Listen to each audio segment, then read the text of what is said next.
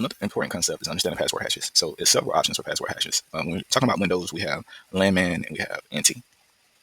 So the Windows and landman hashes is a legacy password mechanism. It's still used in older Windows systems.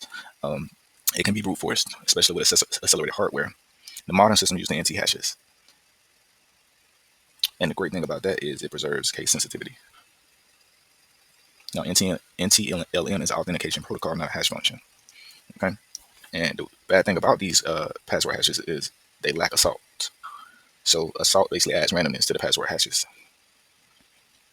Now, one of the primary objectives of an attacker is to get the ntds.did file and the system registry hide data, so that way they can extract those hashes. So a lot of tools that can extract these hashes, such as secrets dump or hash dump, and we'll look at this here in a moment. So when you're looking at Windows hashes, so for example here, let's take hash dump for example. We have the users that has a landman and an NT hash. Now, how do you tell if they have an empty landman and NT hash or either one? Well, it's a little mnemonic I like to use. I do am all day baffled by.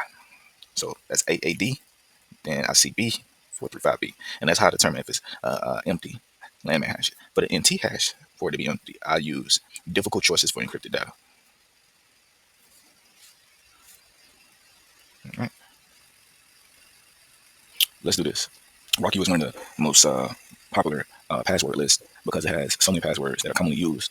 Let's look for infinite. All right, it doesn't like that. Matter of fact, I like art, so let's look for a password. We'll check with art. All right, and let's do it. Let's add a user infinite x, and we'll use this password here, the 06 Arthur 87 $. Somebody probably wouldn't really guess that a password like that, but somehow it might end up on a breach and it got exposed. So we was able to add that user successfully, as you can see here. Let's go back to hash dump, and we got the hash. So I want to say NTLM. We can run that hashcat that's just identified against the text file, and you can see it's coming up with MD5. That's what I believe it is, or NTLM.